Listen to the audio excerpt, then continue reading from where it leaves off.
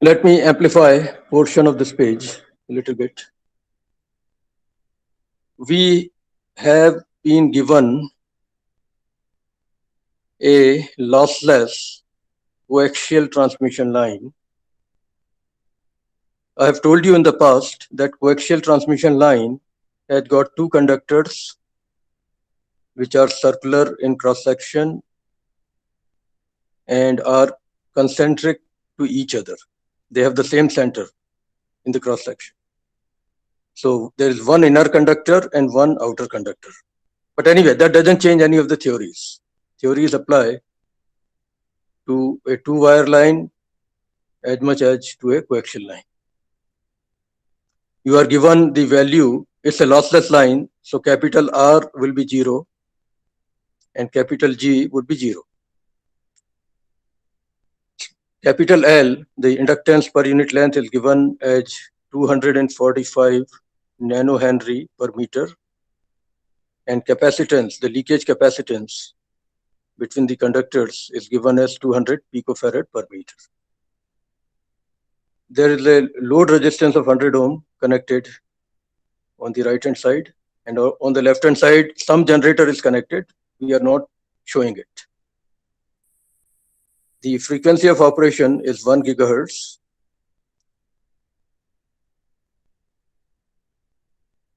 Part A says determine the characteristic impedance of the coaxial line.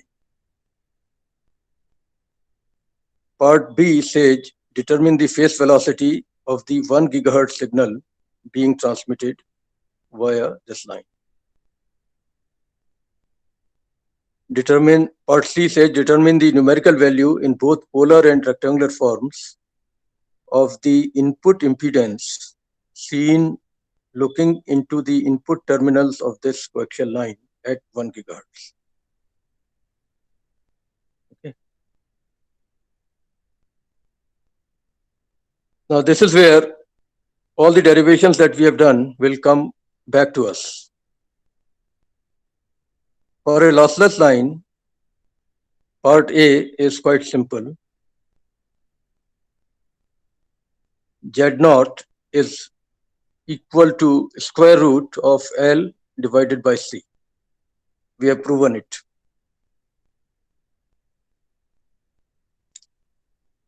So we put the numerical values. L is 245. It's very important to do the calculations right, because if you make a mistake in Z0, everything else in this problem will go wrong. So spend extra minute double checking calculations. Capital L is 245 nanohenry per meter. I have converted that into Henry per meter. Capital C is 200 picofarad per meter. I have converted that into farad per meter. Then you can see that 245 divided by 200 comes out within the square root, of course, and the whole thing gets multiplied by 1000.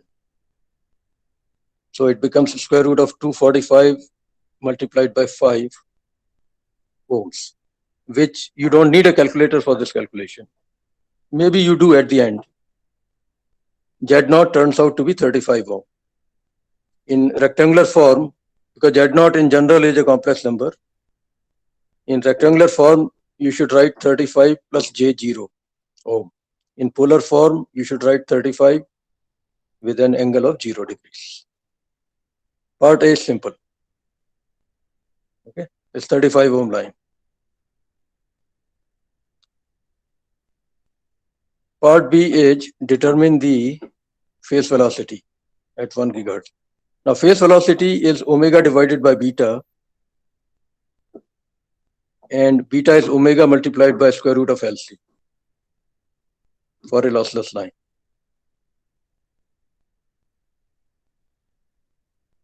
I can calculate the phase velocity directly without calculating beta because omega cancels out. But I will need beta in part C anyway, so I would make that calculation right away. Beta is omega multiplied by square root of LC. So again, I make the calculations. carefully.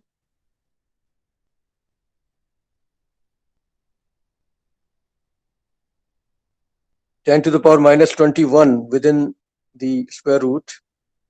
I take 10 to the power minus 18 out, and after square rooting, it becomes 10 to the power minus 9. So that cancels with the 10 to the power plus 9. And rest of the things do simplify to give me a beta of 14 pi 14 multiplied by pi radian per meter, which is approximately 43.9823 radian per meter. In degrees, pi becomes 180. So if you want the answer for beta in degrees, it will be 2520 degrees per meter. Calculators, have two modes for calculating tan, sine, cos, etc.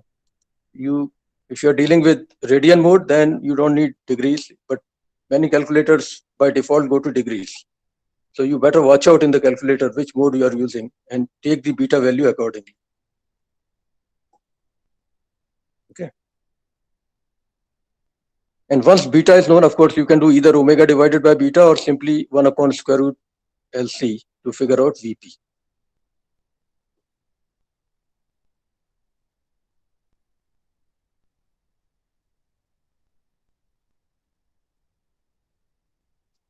VP, if you do the calculations right, should work out to 10 raised to the power 8 divided by 0.7 meters per second, which is approximately 1.4286 multiplied by 10 raised to the power 8 meters per second. You can double check the calculations. Now, the last part is input impedance.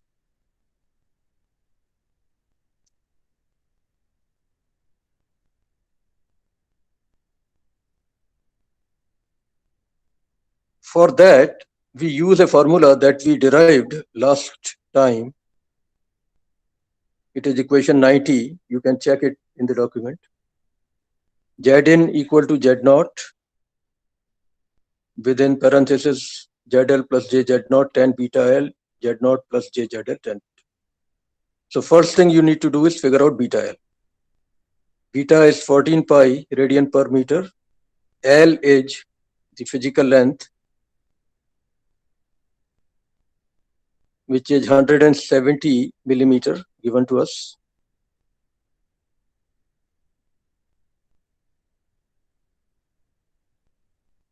So beta L is 14 pi multiplied by 170 multiplied by 10 raised to the power minus 3 to convert millimeter into meters. This gives us 7.4770 radians per, no, not per meter, sorry, radians approximately. And in degrees, it works out to 428.4 degrees. Now, tan of 428.4 degrees you can get on the calculator. It is approximately 2.5257. Now plug in the values. RL, in fact, ZL is a real number, which is equal to 100 ohm in this case. And Z0 is 35 ohm. So I plug in the values. Again, it's a good idea to convert numerator and denominator into polar forms. That way, division becomes simpler. But again, you may want to do it using rectangular form throughout. I'm okay with it. So the value of input impedance turns out to be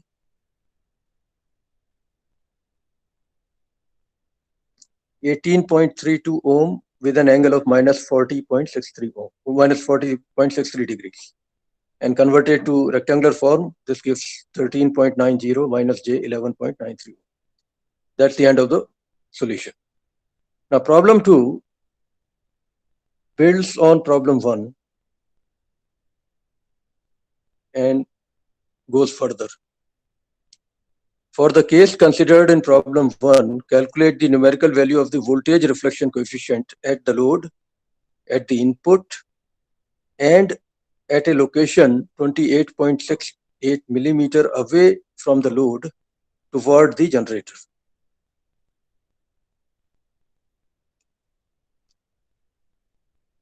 All the data obtained in problem 1 will be useful here.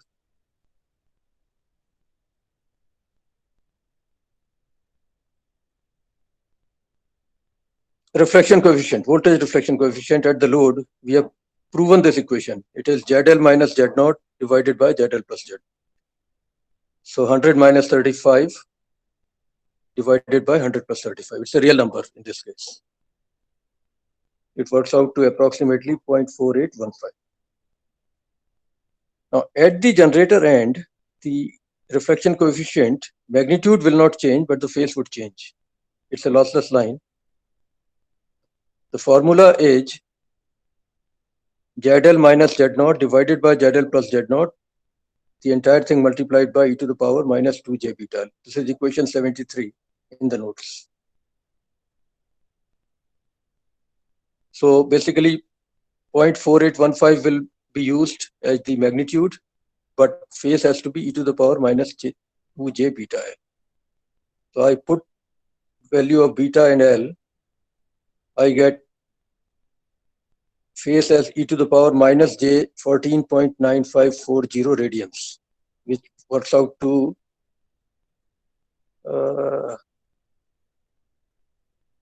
yeah, maybe it is correct. Yeah. Anyway, in degrees, it works out to minus 856.8 degrees. Double check the calculations later. Okay. So that is the input reflection coefficient. You can always convert it into rectangular form. By the way, cosine of minus 856.8 degrees can be same as cosine of 136.8 degrees. 360 degrees can be added and subtracted from any angle as many times as necessary to bring the value of the angle below 360 degrees. Now, one catch that students always get confused about in these calculations is what I'm pointing out here. If you convert this straight away into rectangular form, the answer will work out to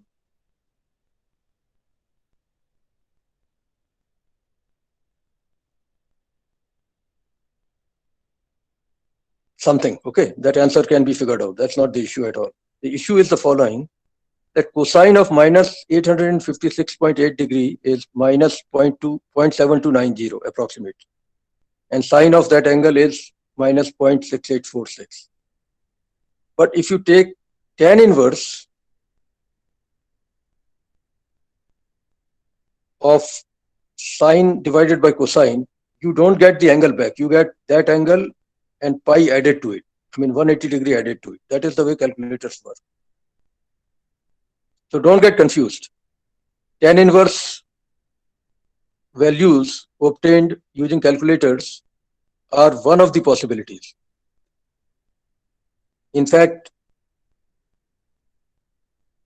if you are given tan theta, theta has infinite solutions. You see the point? So calculator is picking up a solution which seems to be the fundamental solution. There is always plus minus pi, plus minus 2 pi values possible. If you keep that in mind, the confusion goes away essentially. That is what I'm trying to point out. You can read this.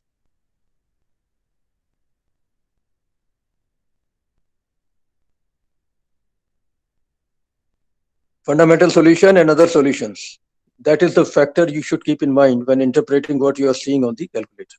Anyway, the answer for tau in is simply obtainable by converting the polar answer into rectangular form.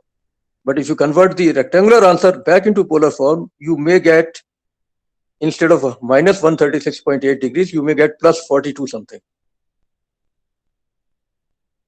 So don't get confused. It's 180 degree phase difference that is coming in because of the calculator's behavior.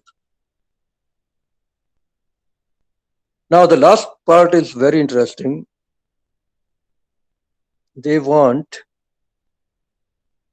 reflection coefficient neither at input nor at output, but at a location in between somewhere.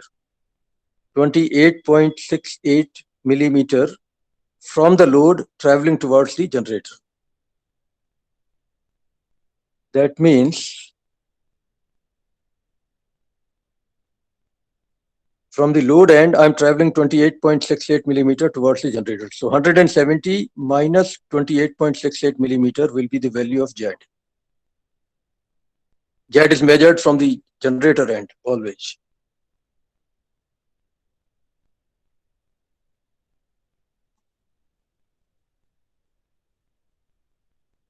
Yeah, I have drawn this picture here. L minus Z is 28.68 millimeters. So Z will be 141.32 millimeters. And the general formula for reflection coefficient in a lossless line is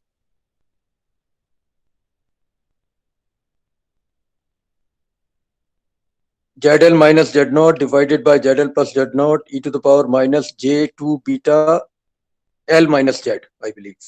You can check the equation. The number is given here, equation 75. So I plug all those values. The magnitude of reflection coefficient will always be the same in a lossless line. It is the phase that would change. So I again get 0.4815, but the phase angle now is minus 144 point something degree. In a lossless line, the magnitude of reflection coefficient doesn't change with location, but phase changes. So this also can be converted back to rectangular form if necessary. And if you convert the rectangular form back to polar, you may get a different answer in the angle, which is differing by 180 degrees, quite possible. Okay, third problem. If the transmission line considered in problems 1 and 2 is terminated with a 35 ohm resistor, what will be the numerical values of input impedance and input voltage reflection coefficient?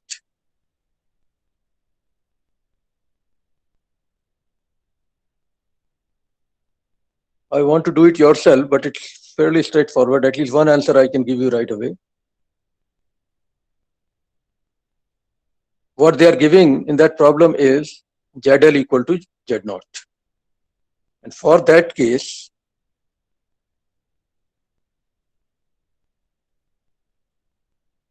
you can see in this formula, if you put ZL and Z naught equal to each other, Zn is simply Z naught. That's one thing. Okay. And reflection coefficient is always ZL minus Z naught divided by ZL plus Z naught multiplied by some phase angle. And if ZL happens to be equal to Z naught, reflection coefficient is 0. Ideal case, matched line.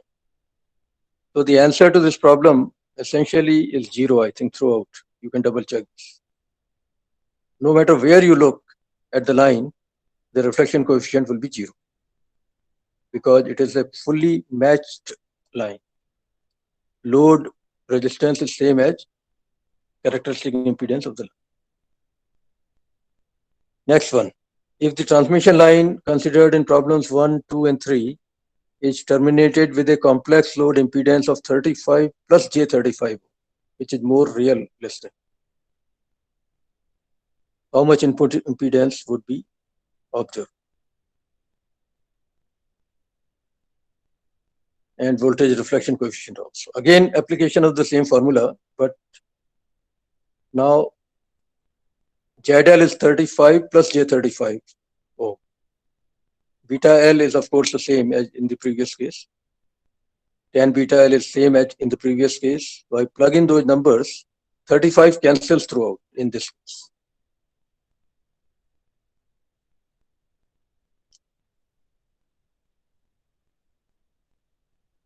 The input impedance this time around turns out to be 43.47 ohm. You can check these values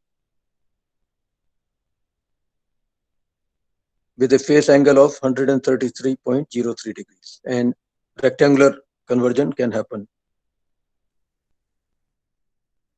These are the kind of problems you can expect in the exams and quizzes. The load reflection coefficient is ZL minus Z naught upon ZL plus Z naught. That can be calculated also. ZL now is 35 plus J35. Oh. So 35 cancels throughout. The answer is 0.2 plus J 0.4, which is 0.4472 with an angle of 63.440. By the way, ideally you want reflection coefficient to be 0. That is the case we have seen in matched load. But otherwise also, the lower the value of reflection coefficient's magnitude, the happier you are. Keep that in mind. A reflection coefficient's value can never exceed 1.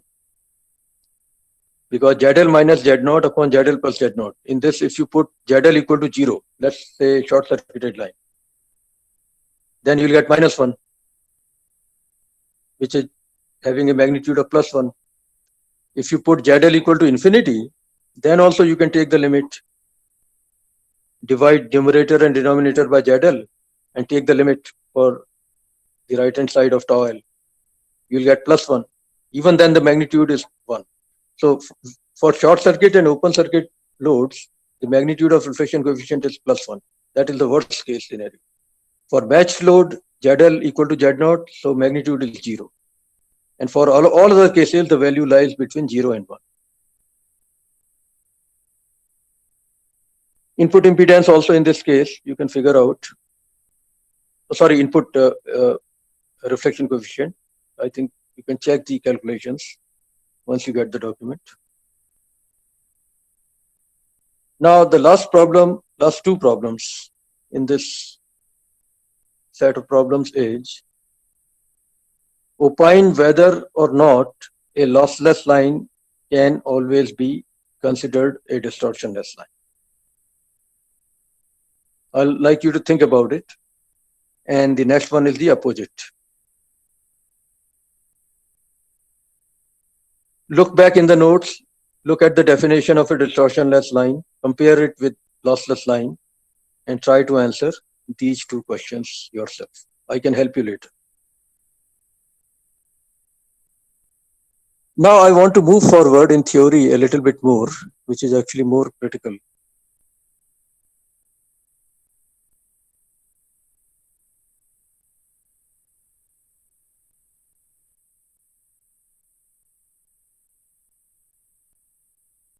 Lossless lines again and again.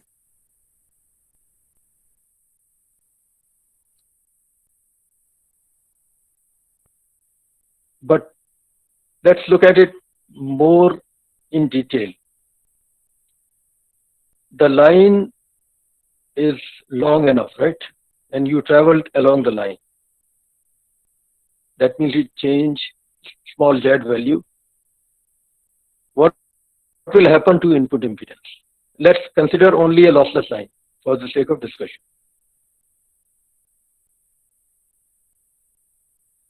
What will happen is that input impedance values will not be always the same. They will repeat themselves.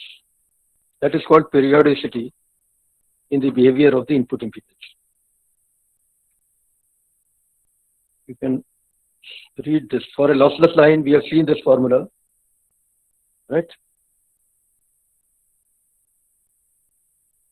Now, as you change or as you travel along the length of the line,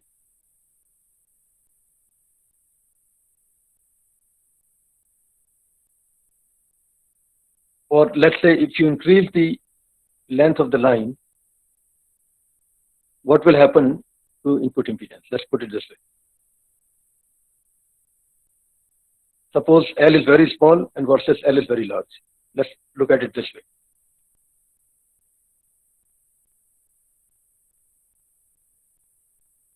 These formulas are well known.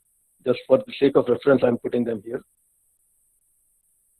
First of all, I've been calling small l as physical length. There's another term which is coined in this context, and that is called electrical length. It is simply small l divided by lambda, and lambda is 2 pi divided by beta. Electrical length is the relative value of line length compared to the operating wavelength.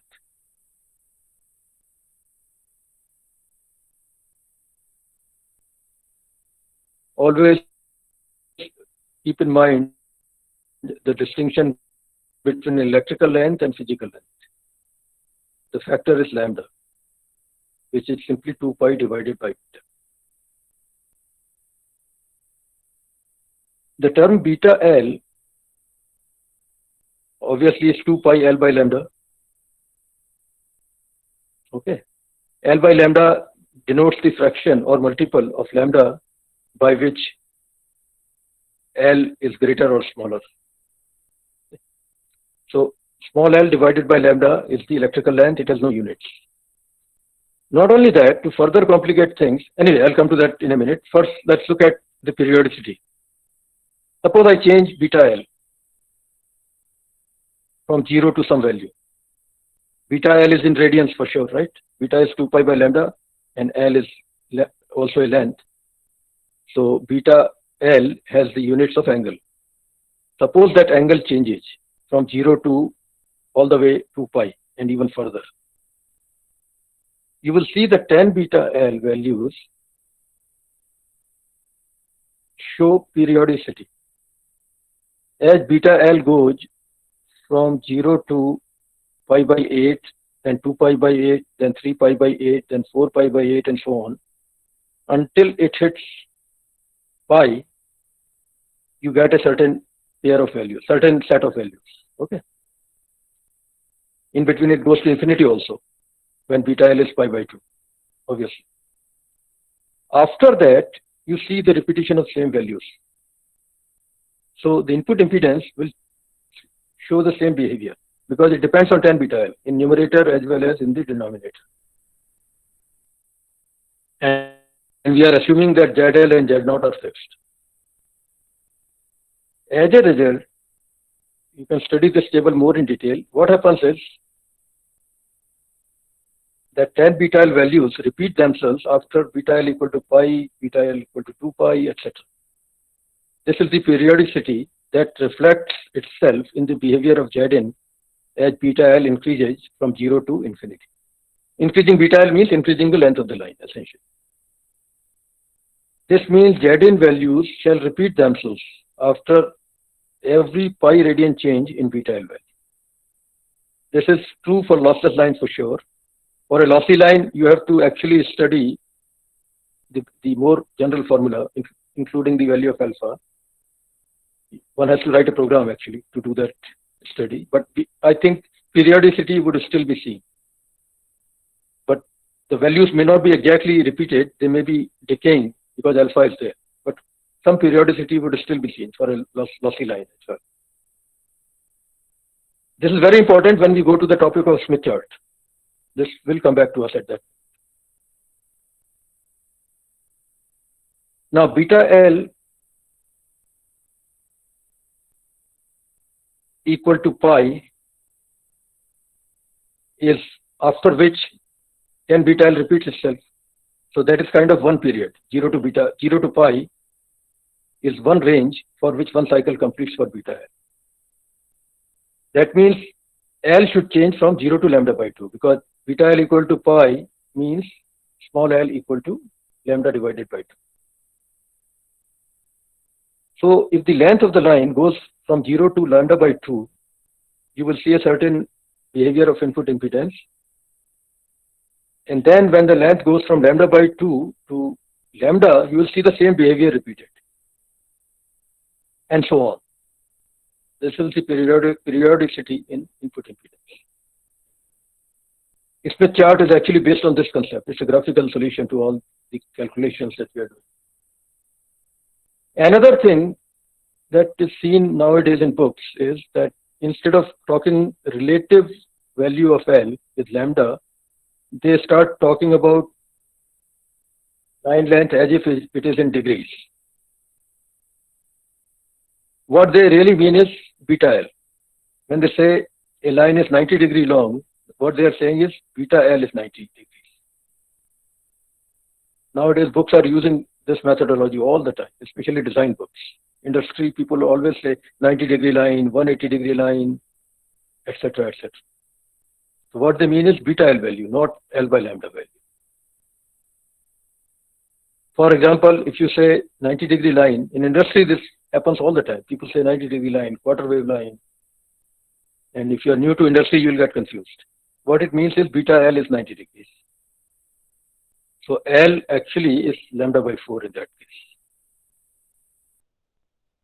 If beta L is pi by 2, L is pi divided by 2 beta, which is lambda by 4. So it is quarter wave line. 90-degree line is quarter wave line. And similarly, half wave line or 180-degree line is lambda by 2 line. And after which, of course, the behavior repeats anyway. So two words are very commonly used in design world, 90-degree line and 180-degree line, or quarter wave line and half wave line. That means beta L is 90 degree in one case and beta L is 180 degree in the other.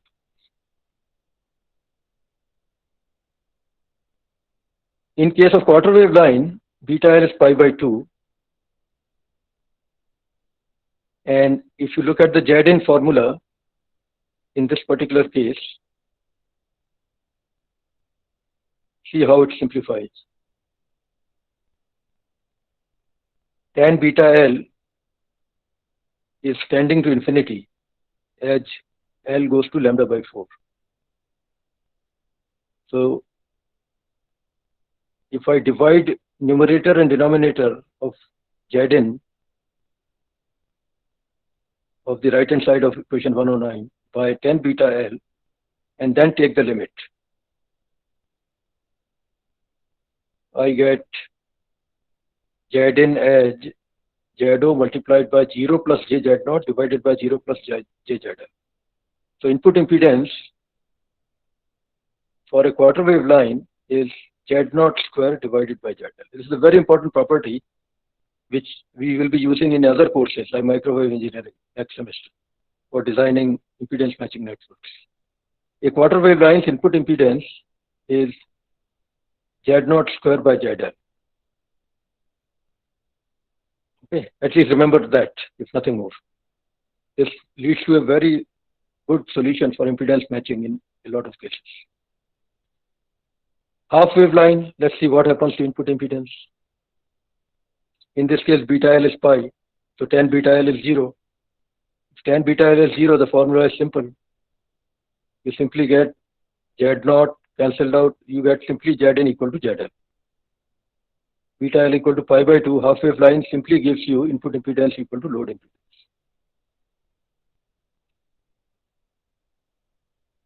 Matched line I have already told you about. If ZL happens to be Z0, input impedance is simply Z0 because everything cancels out in the right hand side. These are special cases but practically used. Zn equal to Z0 is impossible to meet in real life for virtually all practical situations. It is a goal that we all have. Someday we will come up with some methodology to ensure this, because that way there is no reflection, no wastage of power. It's an ideal case. Now suppose you have a short circuited line. I have told you already, but let's look at it again. Suppose load happens to be 0. Dangerous situation, I know, but let's investigate it anyway. Now you look at the formula for Zn and put ZL equal to 0.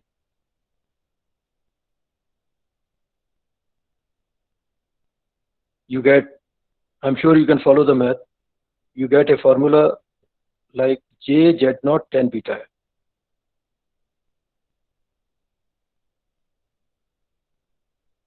For a short-circuited lossless transmission line, input impedance is purely imaginary, no matter what length you are looking at or what lambda you are looking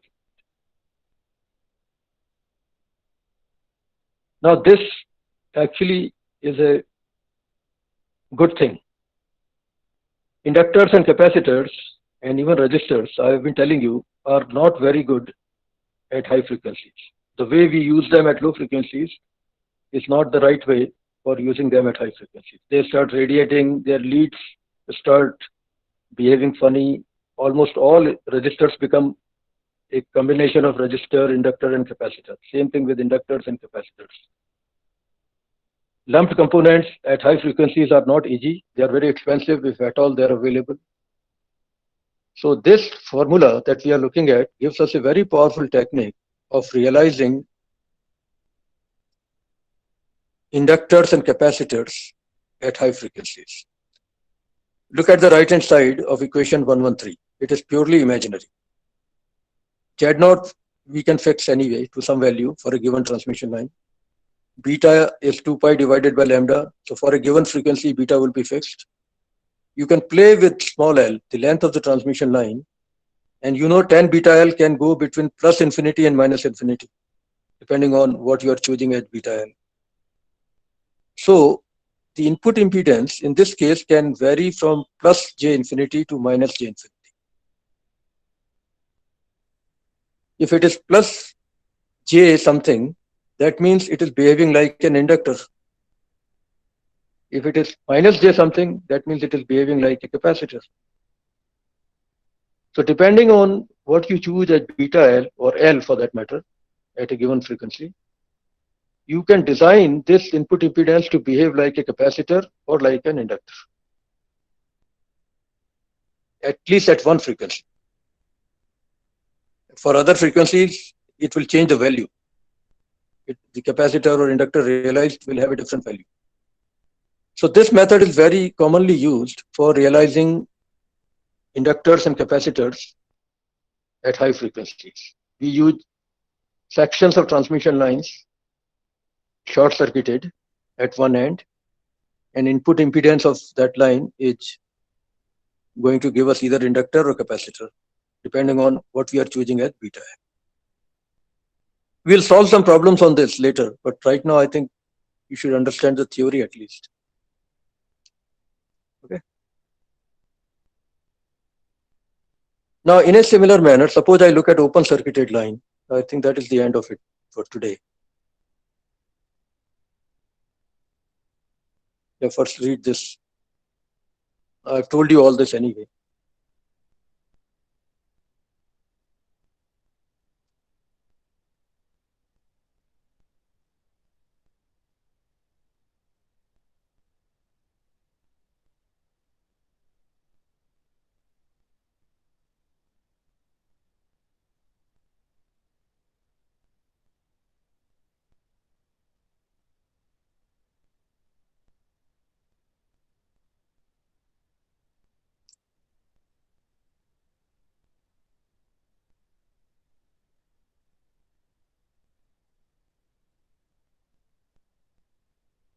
Okay, so it's a very practical method for realizing inductors and capacitors. A similar story applies for open circuited line also. In this case, ZL goes to infinity. We just open up, assuming that open circuit, by the way, open circuit is not that easy to realize for high frequency, but we try. Supposing we were able to get a perfect open circuit, what will happen to input impedance? Now ZL is infinity. So you divide numerator and denominator by ZL and then take the limit.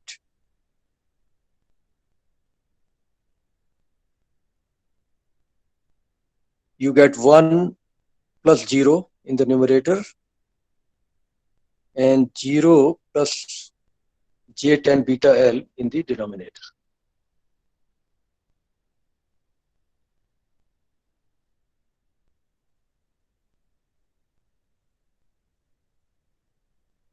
So the formula for input impedance of an open circuited lossless line is minus J Z0 cot beta.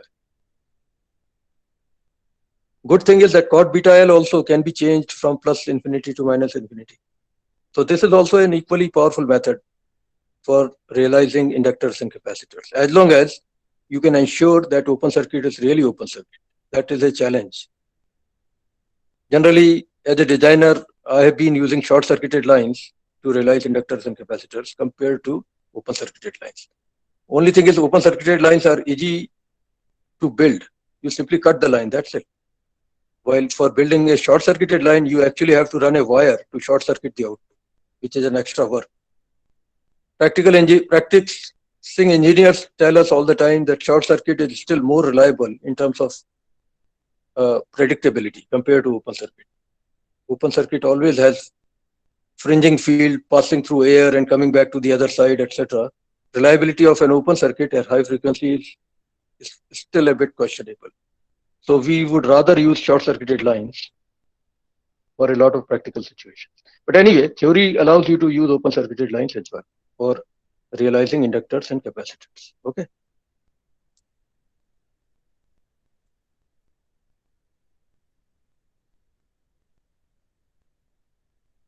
Now, one thing before I close is that there is a chapter which you may want to refer to, This is chapter 11 in Sadhiku's book. It is a supplementary reading. If you want, I can send it to you as well. It has a lot of information on transmission lines, which is very similar to what I have been telling you. So I'll send it to you. There's a lot of solved numerical problems here. Some of them actually I have solved in the class also. So this chapter may be worth reading. The notations he's using sometimes are different, little different from mine. But if you factor that in, everything else is quite similar to what I have done. So as a supplemental reading, please take this chapter from me and use it when you are confused about something. Okay. Things like, R equal to 0 equal to G for a lossless line are not really correct. Books make this mistake. R is in ohm per meter. G is in mho per meter. You cannot equate R with G, although they are both 0. I know, for a lossless line. It is better to say R equal to 0 as a separate equation and G equal to 0 as a separate equation. All zeros are not equal to each other.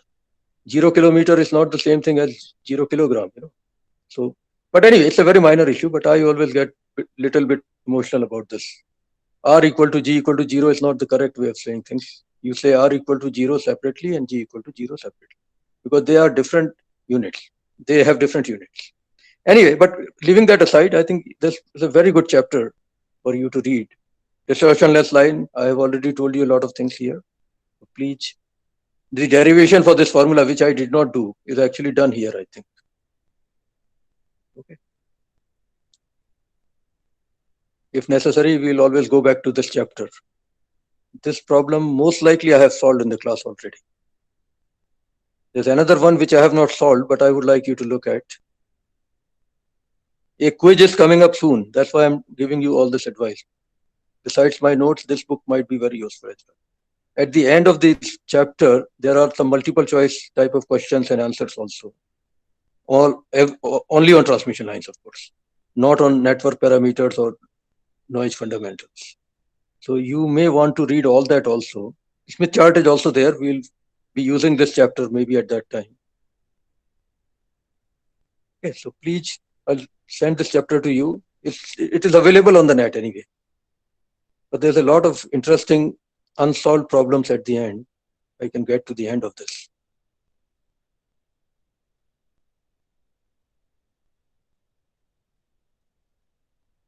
Oh, it's a big chapter.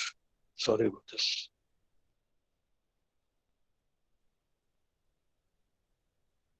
Yeah, here. Okay. Yeah, these are the things. Review questions. You should go through these carefully. I think the answers are almost obvious, but if you have difficulty with these review questions, I can help you out.